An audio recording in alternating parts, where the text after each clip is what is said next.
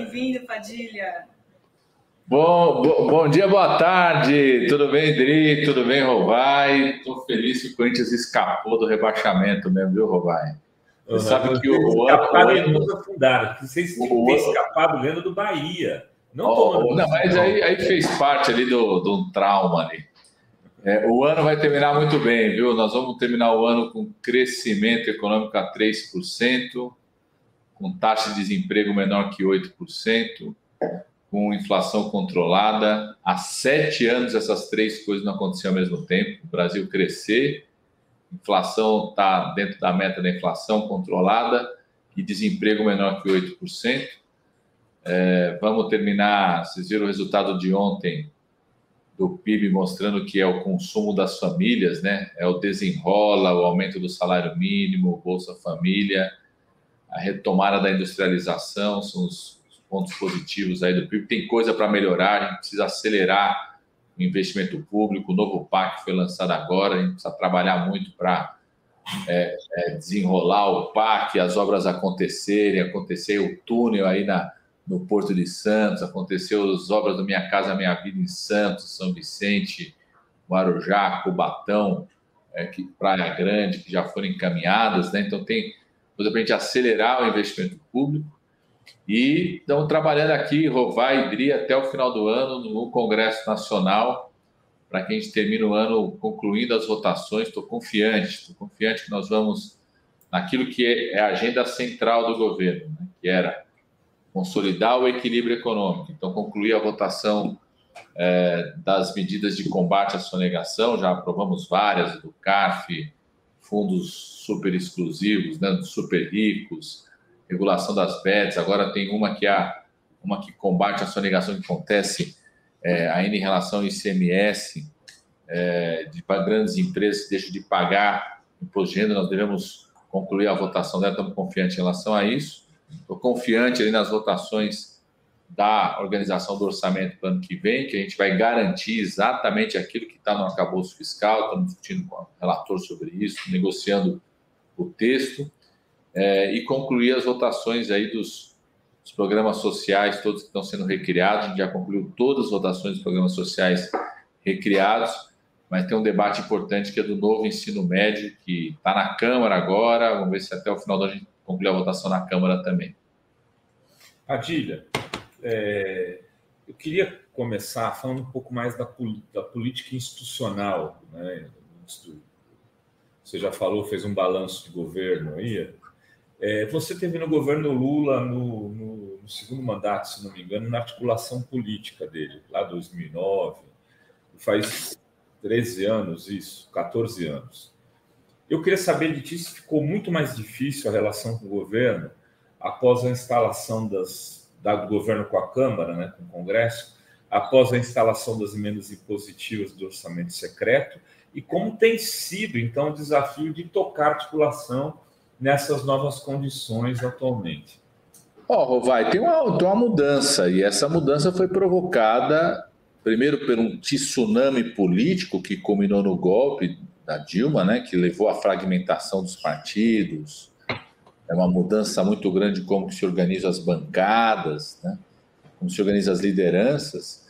E segundo, pela postura do Bolsonaro, que durante 4 anos, de um lado, entregou a coordenação política, o orçamento, todas as iniciativas para alguns atores políticos, abdicou de ter o papel de coordenação política pelo governo e, ao mesmo tempo, gerava um conflito institucional todo dia. Todo dia a gente fala que tinha uma máquina de criação de conflito político, institucional, com os poderes, com a imprensa, aqui dentro do Palácio Planalto, do terceiro andar. Então, essas duas coisas aconteciam ao mesmo tempo. De um lado, ele entregou toda a definição de orçamento, de programa, de ações para os atores políticos no Congresso, e, ao mesmo tempo, tinha uma máquina que gerava conflito todo dia. Então, esse primeiro ano, a gente dizia que tinha que instalar um programa de reabilitação institucional. Primeiro, desligar a máquina de geração de conflitos. Com a presença do presidente Lula, que busca ter um papel de liderança, de respeito institucional ao Congresso Nacional, ao STF, à imprensa, aos governadores e prefeitos, aos movimentos sociais, né? não ser o governo que gera crise e conflito o tempo todo. Segundo, construir uma agenda de votação realista, porque a gente sabe qual que é o perfil do Congresso e tem que respeitar, porque o mesmo povo que votou e elegeu o presidente Lula, elegeu o Congresso Nacional. Então, uma agenda política realista. A gente se apegou desde o começo do ano a essa agenda e nós vamos terminar o ano aprovando tudo aquilo que o governo colocou nessa sua agenda para aprovação, né? Desde a reforma tributária, que tem pontos importantes, Rovai e Dri. Eu fiz parte do primeiro governo do presidente Lula, a gente tentou, por exemplo, naquela época, aprovar na reforma tributária a cobrança do IPVA para o helicóptero, para o iate, não conseguimos, agora a gente conseguiu. A gente conseguiu aprovar a isenção para a cesta básica, conseguimos, no debate da reforma tributária, aprovar taxação para produtos nocivos à saúde, ao meio ambiente, vai ser regulamentado numa lei depois, mas já incluiu na Constituição.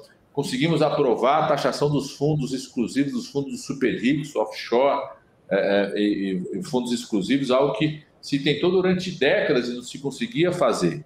Conseguimos reconstituir o Comitê de Arrecadação, o CARF, que combate sonegação, que durante o governo Bolsonaro eles tinham mudado, né, beneficiando grandes empresas. Conseguimos aprovar isso, uma medida que é importante. Estamos trabalhando para concluir a votação agora da medida provisória 85, que mexe com o ICMS. Recriamos todos os programas sociais.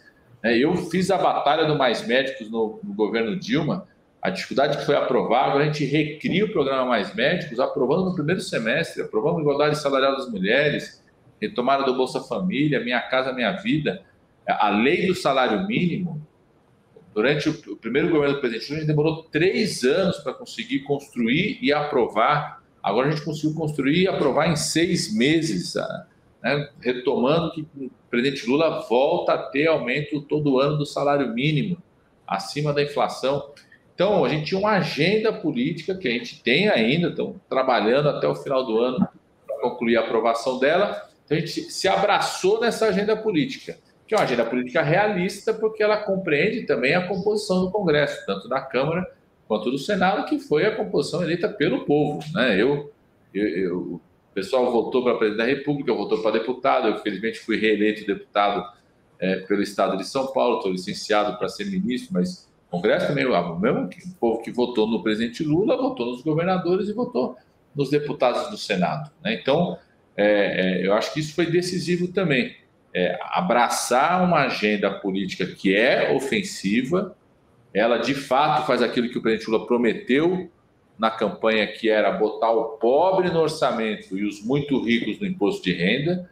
Nós vamos terminar o ano com isso tendo acontecido no Brasil, né? Aumentou a isenção do imposto de renda para a classe média, aumentamos o salário mínimo, aumentamos o recurso do Bolsa Família, que recriamos o Minha Casa Minha Vida, Mais Velho, tudo isso tem recurso, tudo isso é botar o pobre no orçamento e conseguimos começar a colocar os super ricos no imposto de renda, IPVA para helicóptero, IPVA para iate, IPVA para jet ski, taxação dos fundos exclusivos e fundos offshore, que são 3 mil famílias que tem apenas no Brasil, né? Então, agora a gente concluiu a aprovação dessa medida que combate a subvenção do ICMS, que beneficia grandes empresas que elas recebem crédito, né, isenção de imposto para investir no Estado, né, não paga aquele imposto e abate esse não pagamento do imposto de renda, porque coloca como se estivesse pagando na hora de fazer o cálculo do imposto de renda. A gente conseguiu, acho que vamos conseguir acabar com isso no Brasil. Então, eu acho que é uma relação que é tensa o tempo todo. De vez em quando eu sempre falo, né, quando teve uma ou outra derrota, eu falo, não tem time que é campeão invicto. O seu Santos foi campeão invicto da Libertadores com o Pelé, e o Corinthians foi campeão invicto da Libertadores em 2012, mas é raro isso acontecer, né? Em geral, no campeonato você perde, você não pode perder a decisão, você não pode perder o mata-mata. Então, nós vamos chegar ao final do ano, né, vencendo as principais batalhas que a gente precisava vencer, né, fazendo com que o Brasil tenha recuperado o ambiente econômico, que faz com que essas 3 coisas aconteçam ao mesmo tempo, depois de 7 anos. Crescimento econômico, inflação controlada e desemprego menor que 8%. Você tem uma pergunta? Não, eu queria falar sobre a questão do marco temporal, né? Eu acho que são vários avanços, mas muitas pessoas aqui da comunidade queriam mais. Eu queria perguntar até que ponto também daria para ter feito mais, pegando até a fala do presidente Lula na COP para a sociedade civil, né? Que é uma raposa tomando conta do nosso galinheiro, né? Ele usou essa expressão ali, e principalmente por conta do marco temporal, que agora vai voltar a analisar o veto, né, do presidente Lula vai ser analisado nessa semana na Câmara. Como que para o campo progressista, né, para a gente ter mais pautas assim, mais assim, que modifiquem mais as estruturas, é só mudando mesmo um congresso, elegendo um outro congresso? Os movimentos sociais também, né? Os também. Partidos políticos têm que ter um outro tipo de atuação.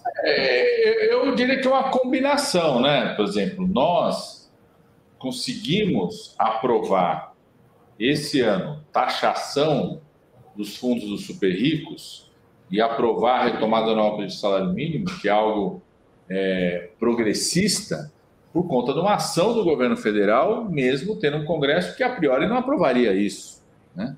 A priori não seria favorável a isso, tanto é que não votou em outras vezes, né? Em outros momentos não chegou a aprovar. Teve propostas do governo, do executivo, que não foram aprovadas, a gente conseguiu aprovar em relação a isso, né? Eu citei o exemplo do Mais Médicos.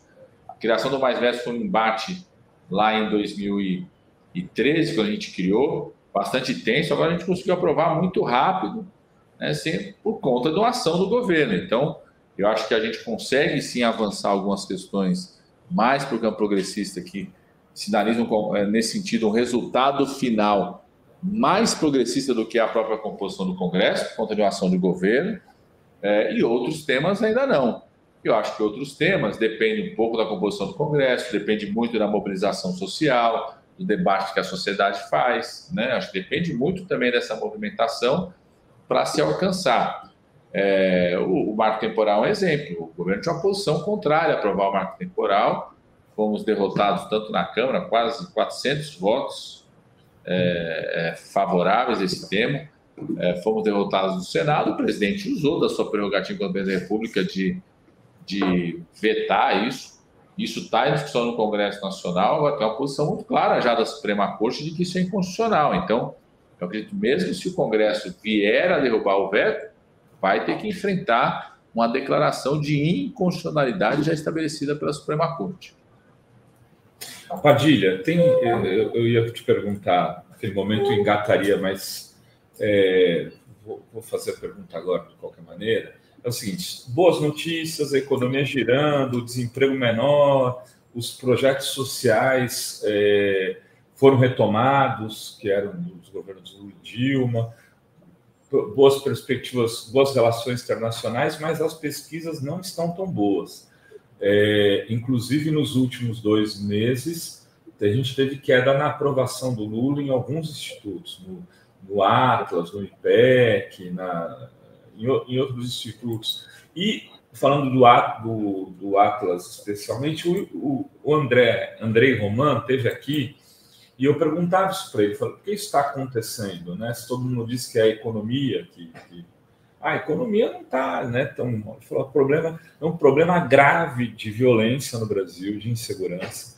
E aí o meu Fala Rovai vai ser sobre isso hoje, sobre a situação do Rio, os pessoas bad boys, jiu-jitsu indo à rua, espancando agora garotos de comunidade, depois dos ataques que aconteceram em Copacabana. Uma sensação de que o crime organizado está cada vez ganhando mais territórios. Está acontecendo isso na Amazônia já, parte do território da Amazônia dominado pelo PCC. Isso, por um lado, segundo o Andrei, é algo muito forte nas pesquisas, aparece de forma muito forte nas pesquisas, e, por outro lado, ele diz: não tem entrega na saúde e na educação. As entregas não chegaram. Se chegaram, o povo não sentiu. Eu queria te ouvir sobre isso. Eu acho que tem alguns aspectos, né? Primeiro, eu acho que nós estamos reconstruindo um país. Então, a gente tem clareza de que nós estamos reconstruindo um país num ambiente de muita desigualdade, muitos problemas sociais, muitas incertezas econômicas, uma população que sofreu muito no último período. Então, você tem várias entregas, inclusive econômicas, que elas não chegaram todas, não surtiram todo efeito, né? Então, também de programas sociais, como você falou, a gente sabe disso, né? Você pega a saúde, as principais marcas, são marcas consolidadas já de governos anteriores, das minhas gestões lá do Ministério da Saúde lá atrás, gestões anteriores a minhas, do primeiro governo Lula, né? A educação é a mesma coisa. Então, primeiro a gente sabe que a gente está num país que, né, saiu colapsado do período Bolsonaro, saiu colapsado pós-pandemia, com muita disputa política, muita fragmentação. Então, nós temos um caminho árduo pela frente, né? E quando você compara, inclusive, com outras sociedades democráticas, a gente sabe que o ambiente de polarização, de muita disputa, né, de dificuldade de construção de grandes maiorias, de consenso, é uma realidade das outras sociedades democráticas também. Então, às vezes o pessoal tem uma expectativa, né? O pessoal pega a fotografia do último ano do governo do presidente Lula, né, do final do governo, dele sair com 80% de aprovação, e pega essa fotografia primeiro como se fosse o filme inteiro dos 2 governos do presidente Lula. Não foi, tá certo? Isso é o último ano do governo, do segundo governo do presidente Lula, chegou aquele índice de aprovação, né? Então, às vezes, as pessoas têm uma expectativa de que da noite para o dia nós vamos chegar àquele mesmo índice de aprovação. Eu não trabalho com essa hipótese. A gente sabe que a gente vive uma realidade econômica, social muito grave, vivemos uma realidade de muita disputa política e ideológica, que acontece também contra as sociedades democráticas, que inclusive às vezes a economia acaba tendo um impacto que não seja tão majoritário como acontecia em outros momentos históricos do país e de outras sociedades democráticas. E nós sabemos que tem algumas questões que precisam ser enfrentadas ainda. Acho que o tema da segurança é muito grave, como você falou. É um tema que exige muita cooperação com os governos estaduais. O governo federal ele tem instrumentos importantes, mas a maior parte dos instrumentos para o enfrentamento da segurança está nos governos estaduais e municipais, né? Que é o ambiente do território, né? A presença do Estado nesse território, com políticas sociais, com programas, com acesso da população a uma polícia cidadã, né? A estrutura e o perfil das polícias militares, o papel dos governos estaduais. O governo federal tem um papel, sim, de cooperação, de combate ao crime organizado na parte financeira, da Polícia Federal, da vigilância das fronteiras, de buscar exercitar a cooperação. Eu acho que tem um desafio pela frente em relação a isso, não tenho dúvida nenhuma, e impacta, sim, nas pesquisas de opinião pública. E eu acho que tem algumas entregas, tanto na economia quanto na área social, que elas não chegaram ainda nas pessoas, né? Elas vão chegar com o tempo, né? E o terceiro aí é a gente saber, enquanto governo, os partidos que apoiam o governo, né? Saber que não basta mais governar bem, né, para você alcançar grandes barreiras na opinião pública. Você tem que governar e fazer uma disputa política da narrativa, dos valores. Tem que desmontar muita fake news todo dia, né? Eu falei com o meu pessoal, estou achando que eu vou fazer uma coisa quase semanal, né, desmontando a fake news da semana.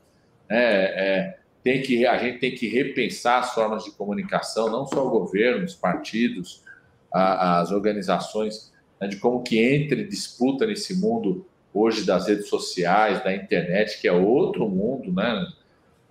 Eu acho que nós temos um grande desafio sobre isso. Então, eu acho que tem desafio das entregas, ainda na agenda econômica, na agenda social, saúde, educação, como você falou. Temos um desafio complexo que é enfrentar o tema da segurança, como o governo federal participa disso. E temos o desafio de fazer a disputa política, de comunicação, de narrativa permanente, né?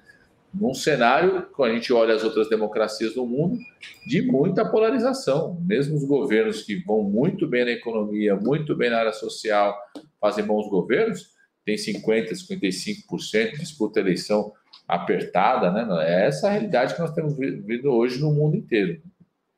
Padilha, com essa saída do Flávio Dino para o Ministério, para o Supremo Tribunal Federal, vai se criar o Ministério da Segurança Pública? O Lula tem conversado nesse sentido? Ele não tem feito esse debate dessa forma, né? Primeiro, a gente está trabalhando aqui para sacramentar a aprovação do ministro Flávio Dino. Estou confiante com isso. Está marcada a sabatina para a próxima semana. Vamos trabalhar para ver se na próxima semana mesmo faz a sabatina e a votação já no plenário. O ministro Flávio Dino tem muita qualidade jurídica, técnica, vai honrar a presença dele na Suprema Corte. Ele tem uma história com esse jurídico, né? O ministro Flávio Dino foi juiz há muito tempo, foi da Associação dos Juízes. Quando foi montado o Conselho Nacional de Justiça, ele estava muito presente. Então, ele tem relações que ultrapassam, inclusive, a posição dele no governo. Lá no Senado, é senador também. Eu estou muito confiante na aprovação, vou trabalhar para isso. O presidente não abriu essa discussão nem sobre sucessão, nem sobre formato, o que eu sei que ele, sim, está muito preocupado, ele tem muito compromisso com o tema da segurança pública, ele acha que o governo federal tem que ter um papel importante nos instrumentos que o governo pode ter. Lógico que é uma responsabilidade, as competências maiores são dos governos estaduais e municipais, mas ele defende que o governo federal participe ativamente, mas não abriu essa discussão ainda. Então, teve essa missão internacional,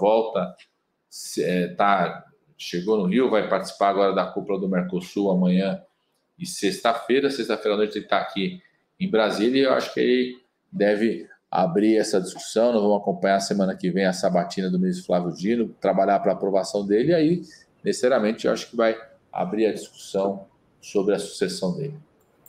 Deixa eu dar aqui as perguntas do nosso pessoal aqui da comunidade. A Luíse Mior: Padilha, sou admiradora do seu trabalho pelo SUS, mas a comunicação do governo está péssima. A do Alckmin é a melhor. Para melhorar a avaliação do governo, é necessário mudar a comunicação. O PL das fake news precisa ser retomado. Abraços. Eu vou ler todos, aí depois eu passo por aí. Que aí você encerra, porque eu sei que você está com o horário apertado, Padilha.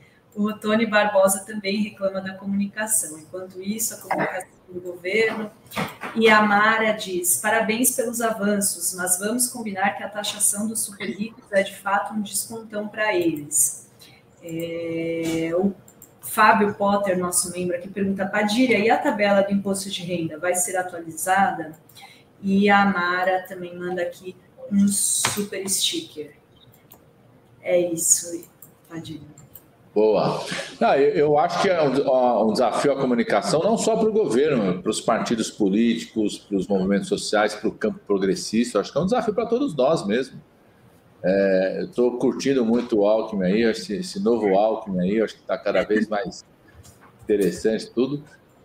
Mas eu acho que é um desafio para todos nós mesmo, para o governo, para os partidos políticos, para as bancadas, para o campo progressista, para as organizações sociais, para o movimento sindical. Acho que, de fato, é um grande desafio, concordo com isso, né? E sem dúvida alguma, hoje ela tem um peso muito grande na construção da narrativa, na disputa política, né? O tema da atualização da tabela do imposto de renda já foi atualizada, né? Nós temos uma atualização ampliando a faixa de isenção, então ampliou, né? A isenção até um salário mínimo, ampliou a faixa de isenção, tendo impacto muito forte em quem ganha até 5 salários mínimos, né? Então tem uma redução importante na contribuição de imposto de renda, e isso puxa também para as demais faixas, né? Isso o pessoal vai sentir, já está sentindo, quem está ali no Olerite, quem olha no Olerite já está sentindo esse desconto, e vai sentir mais ainda ano que vem, quando for fazer a declaração de imposto de renda, já essa mudança, né? Fazia anos que não tinha uma atualização das faixas do imposto de renda. O presidente Lula fez isso junto com o aumento do salário mínimo, né, e junto com o Desenrola, colocando dinheiro na economia, nas famílias. Um dos motivos aí para ter o gasto, né, o consumo das famílias ter puxado esse crescimento do PIB aí nessa reta final, né? Eu acho que o pessoal falou isso, né? Falou da coisa da comunicação. Tem aquela questão do imposto da taxação dos super ricos. A proposta do governo, a taxação era maior, né? Fomos lá, negociamos com o Congresso, né, ter um desconto em relação a isso, mas também é uma forma de trazer esse dinheiro, né? Então, foi o que foi possível negociar com o Congresso Nacional, mas é um primeiro passo, não existia isso, né? De fato concreto, não existia isso. Os fundos dos super ricos não eram taxados, não contribuíam para os investimentos, para a educação, para a habitação, vão passar a contribuir agora com a aprovação que nós conseguimos fazer, colocando esses super ricos aí no imposto de renda. Olha só, Pedro! É isso. Ele quer dizer que te ama, então não vou deixar de dizer. Padilha, vai lá, corre. Padilha não está aqui, João Pedro. Se estiver aqui para a conferência, não está aqui. Valeu, meu irmão. Obrigado. Tem uma conferência aí que vai ter sexta e sábado. Venham tomar um café aqui no Palácio do Planalto. Obrigada, Padilha. Bom trabalho. Um abraço. Desculpa aí, Rovai e Dri, fazia tempo que eu não estava com vocês. É que esse horário não é fácil a gente conseguir entrar não aqui, mas hoje a gente conseguiu. Sempre. Volte sempre. Valeu. Beijo, tchau.